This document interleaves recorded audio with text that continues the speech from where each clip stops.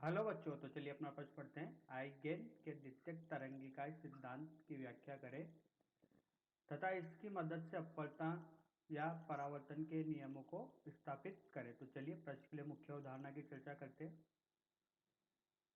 मुख्य अवधारणा देखिए, आइगेन नामक वैज्ञानिक ने यहाँ पर एक तरंग सिद्धांत दिया, ठीक है, जिसे अपन बोलते हैं आइगेन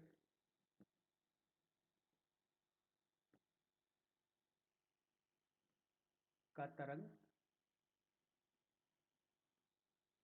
सिद्धांत। ठीक है, तो देखिए इन्होंने बताया कि प्रकाश तरंगों के रूप में गमन करता है।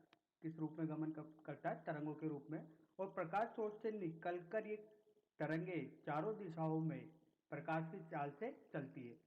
जैसे जो इनके लिए जो तरंगे होती है, इनके लिए माध्यम की आवश्यकता होती है।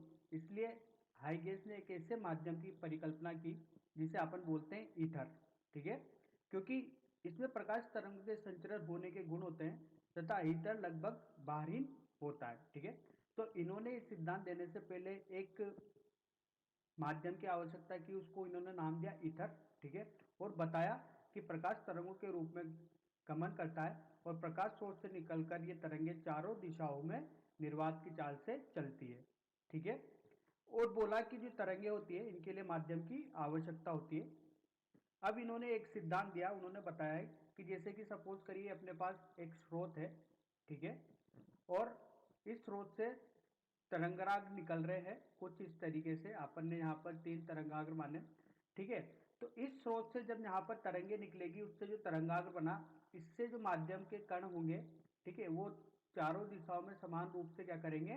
कंपन करेंगे इस तरीके से। ठीक है, तीनों तरंगाग्र जो यहाँ पर अपन की बनी है, इसके जो माध्यम के कण होंगे वो चारों दिशाओं में समान रूप से कंपन करेंगे। तो इन्होंने बताया कि किसी माध्यम में स्थित प्रकाश स्रोत से तरंगे निकलती है, ये प्रकाश स्रोत से तरंगे निकलती है, तो स्रोत के सभी दिशाओं में स्थित माध्यम के कण गति करने लगते हैं। माध्यम का वह पृष्ठ जिसमें स्थित सभी कण समान कला में कंपन करते हैं, तो उस पृष्ठ को तरंगाग्र कहते हैं। तो अपन इस पृष्ठ को क्या कहेंगे? तरंगाग्र। तो देखिए, अगर अपन बिंदु स्रोत लेते हैं यहाँ पर एक, और बिंदु स्रोत से जो तरंगाग्र निकलती है इस तरीके से यहाँ पर, तो इसका जो यहाँ पर ये होगा, ये गोलीय, इसको अपन बोलेंगे गोलीय तरंगाग्र। मतलब किसी भी बिंदु से जो यहाँ पर तरंगाग्र निकलेंगे वो कैसे होंगे? गोलीय पृष्ठ में होंगे। ठीक है, अगर यहाँ पर समतल की बात करें तो समतल में कुछ इस तरीके से तरंगाग्र बनते हैं।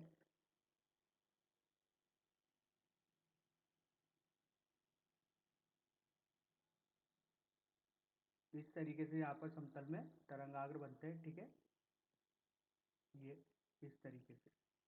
अब देखिए, ये अपन इसको बोल सकते हैं समतल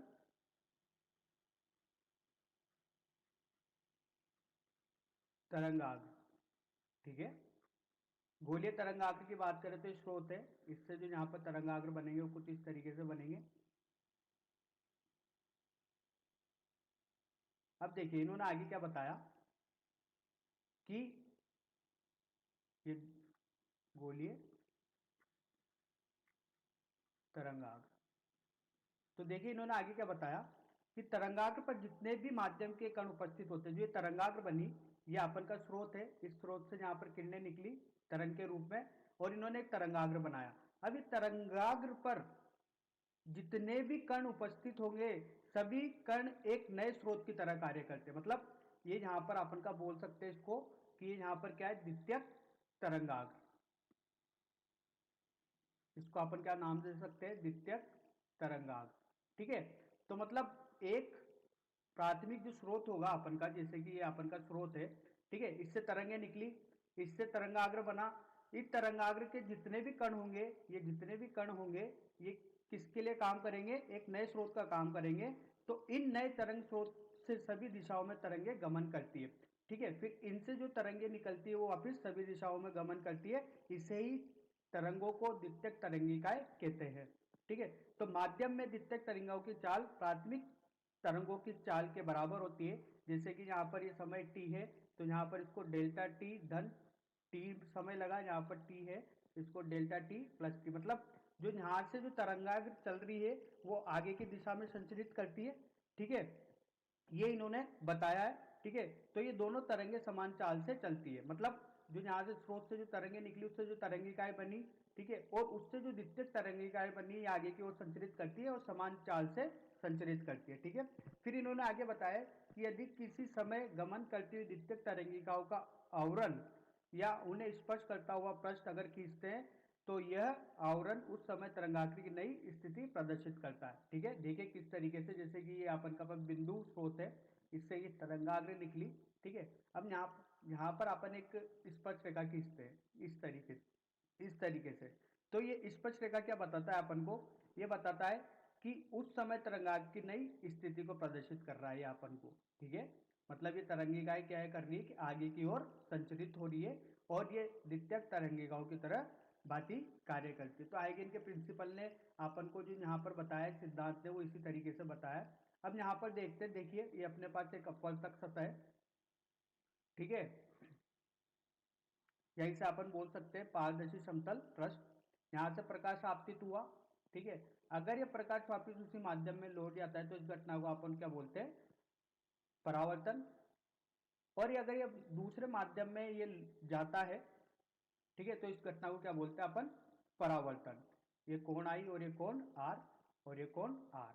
ठीक है, तो जब कोई भी प्रकाश पारदर्शी समतल पृष्ठ पर आपतित होता है तो इसके साथ दो घटना होती है, एक तो इसका होता है परावर्तन, अगर वापिस उसी माध्यम में लौट जाए, और अगर दूसरे माध्यम में जाता है तो यहाँ पर होता है अपन का अपवर्तन। तो इन्हीं को अपन को सिद्धांत के आधार पर, आइगेन के सिद्धांत के आधार पर ये दोनों भी अपन को क्या करने हैं, यहाँ पर इस नियमों को स्थापित करने। तो आशा करता हूँ आपको ये इतना समझ में आया होगा, इसके आधार पर अपन आगे यहाँ पर बात करेंगे। ठीक है, तो अपन को बोला गया है कि आइगेन का द्वितीयक तरंगिकाओं का सिद्धांत क्या होता है, आइगेन का द्वितीयक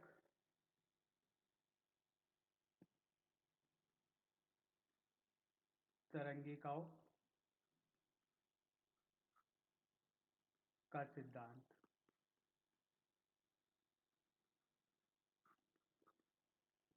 ठीक है, तो यहाँ पर लिखते हैं पहला, किसी माध्यम में स्थित प्रकाश स्रोत से जब तरंगे निकलती है तो सभी दिशाओं में स्थित माध्यम के कण गति करने लगते हैं, माध्यम का पृष्ठ जिसमें सभी कण समान क्रम में कंपन करते हैं तो उस पृष्ठ को तरंगाग्र कहते हैं। ठीक है, तो यहाँ पर इन्होंने बताया किसी माध्यम में स्थित प्रकाश स्रोत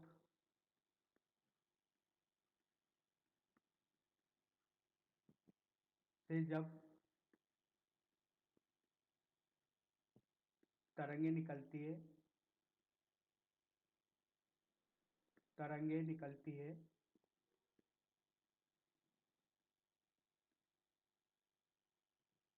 तो स्रोत के सभी दिशाओं में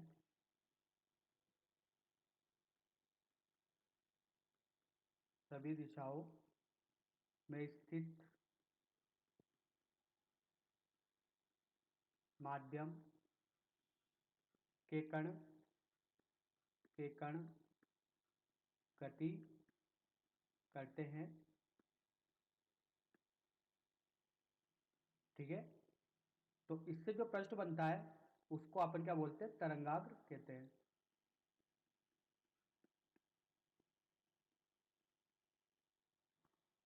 यहाँ पर दूसरे की बात करते हैं। ठीक है, तो यहाँ पर उन्होंने बताया कि तरंगाग्र पर जितने भी माध्यम के कण उपस्थित होते हैं, ठीक है, वह नए स्रोत का कार्य करते हैं। तो तरंगाग्र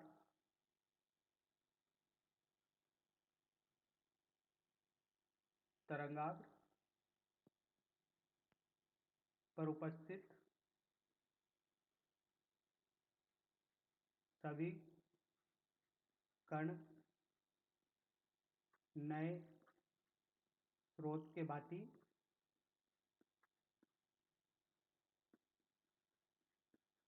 कार्य करते हैं। इन्हें द्वितीयक तरंगिकाएं द्वितीयक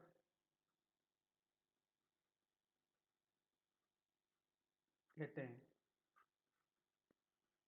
तीसरा इन्होंने बताया, ठीक है, जब स्पर्श रेखा अपन खींचते हैं किसी भी तरंगाग्र पर, ठीक है, तो वह नए स्पर्श रेखा खींचते हैं तो वह नए तरंगाग्र की दिशा को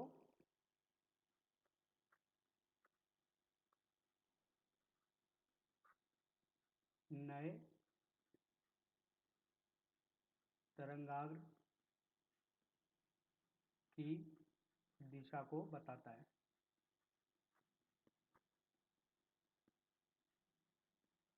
तो चलिए इस सिद्धांत के आधार पर अपन अपना प्रकाश का, सबसे पहले प्रकाश का अपवर्तन देखते हैं। प्रकाश का परावर्तन देखते हैं पहले, फिर अपवर्तन देखेंगे।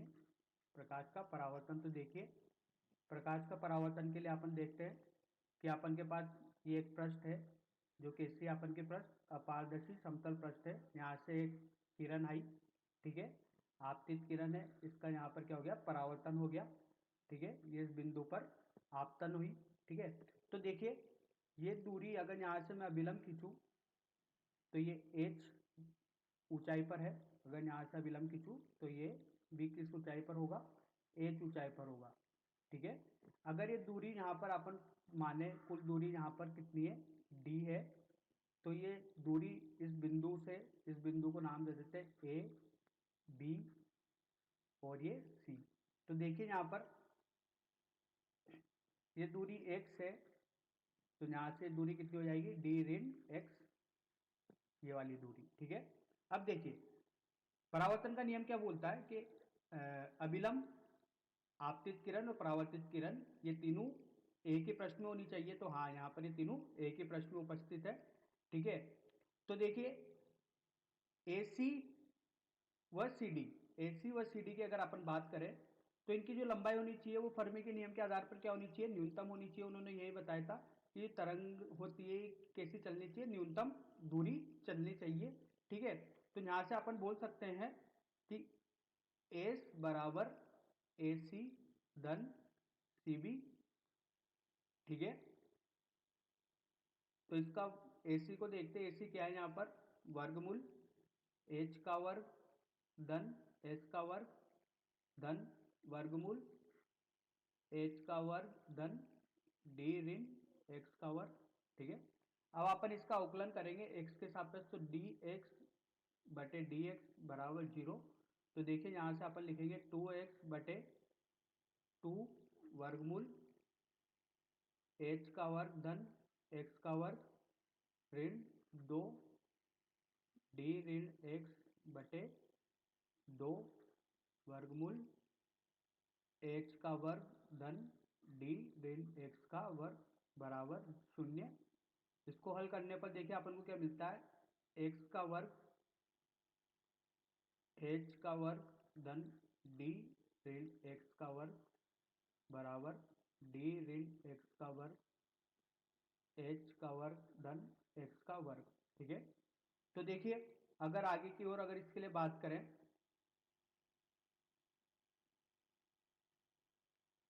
तो इसको और हल करते हैं, x का वर्ग h का वर्ग धन x का वर्ग d ऋण x का वर्ग बराबर d ऋण x का वर्ग h का वर्ग धन d ऋण x का वर्ग और x का वर्ग।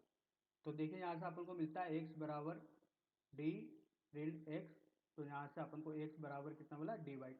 तो यहाँ से अपन को एक बात समझ में आती है कि जो ये बिंदु C होता है जहाँ पर प्रकाश किरण आपतित होती है, तो इसको दो भागों में बांट देती है, d/2 में और d/2 में, ठीक है। इससे अपन एक चीज सिद्ध करेंगे। देखिए यहाँ से जो अपन के पास यहाँ से जो अभिलंब खींचा, इसका मतलब ये हो गया कि इसको दो बराबर भागों में बांट रहा है, ठीक है। ये इसको कितने भागों में बांट रहा है, दो बराबर भागों में बांट रहा है। और अपन को पता है कि परावर्तन का नियम ये बोलता है कि जो अविलंब, आपतित और परावर्तित किरण होती है, तीनों एक ही पृष्ठ में उपस्थित होनी चाहिए। तो हाँ, ये तीनों एक ही पृष्ठ में उपस्थित है। तो यहाँ से अब अगर अपन बात करें कि त्रिभुज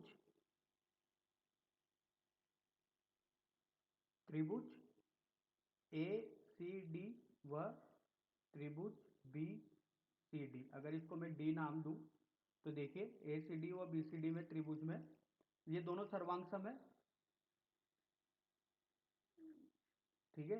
तो यहाँ से इनके जो कोण होंगे, कोण ए सी डी के बराबर होंगे कोण बी सी डी के। यहाँ से अपन को पता लग गया कोण आई बराबर कोण आर, मतलब आपतन कोण किसके बराबर हो गया, परावर्तन कोण के बराबर हो गया। मतलब ये कोण आई तो ये कोण आर हो गया, ठीक है।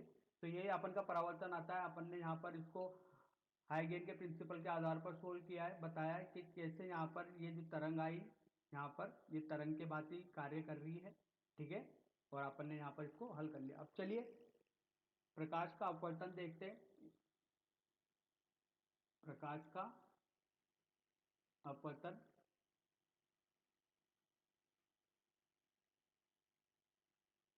तो देखिए यहाँ पर के पास एक पृष्ठ है, ठीक है, अपवर्तित पृष्ठ है। यहाँ से कोई किरण आई, ये अभिलंब, और ये दूसरे माध्यम में चली गई, यही अपवर्तन होता है, ठीक है। इसी तरीके से अगर यहाँ पर बात करें एक और किरण की, ये आई यहाँ से, ये इसका विचलन हो गया, ठीक है। अब देखिए ये जो बिंदु है ए और ये ए डैश और ये पृष्ठ जेड और ये जेड डैश, तो देखिए आगे यहाँ पर क्या होता है। जब यहाँ से मैं एक अभिलंब खींचूंगा तो ये इसके 90 डिग्री के कोण पर मिलेगा, इसको नाम देता हूं मैं बी, ठीक है।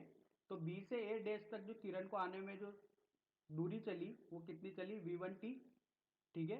बी से ए डैश तक ये कितनी चली, v1t चली।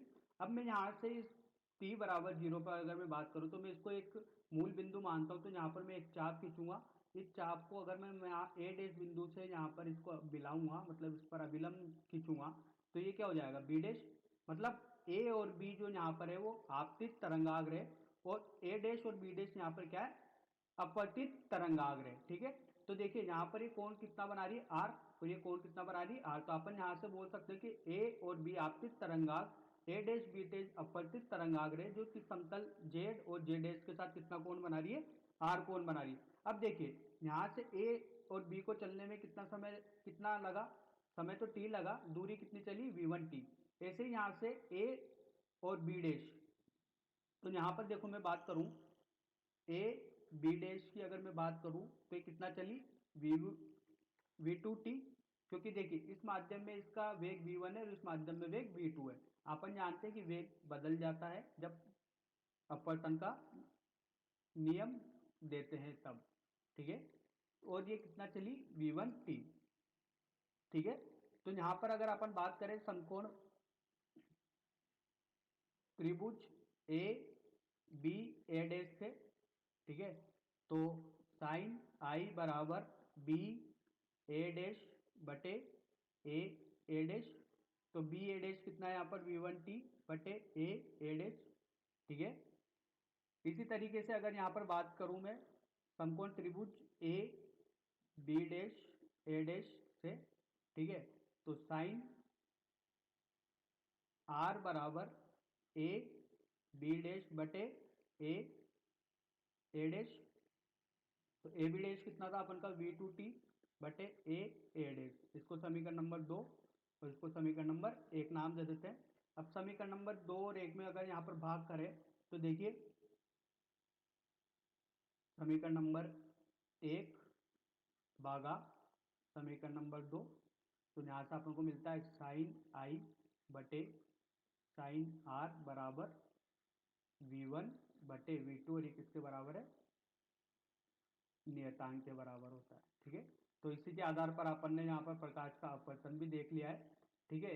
इसके आधार पर हाइगेन के द्वितीयक तरंगिकाओं के आधार पर अपन ने जो ये आपतित प्रकाश होता है इसको क्या माना है, अपन ने तरंग माना है, ठीक है। और यहाँ पर ये ए बी प्राथमिक आपतित तरंग और ए डैश बी डैश यहाँ पर अपवर्तित तरंगाग्र जो कि समतल के साथ आर कोण बना रही है। तो इसे अपन स्नेल का नियम भी बोल सकते हैं, ठीक है। तो इसके आधार पर अपन अपवर्तन के आधार पर अपन स्नेल का नियम भी निकाल सकते हैं। तो आशा करता हूँ आपको ये समझ में आया होगा। धन्यवाद।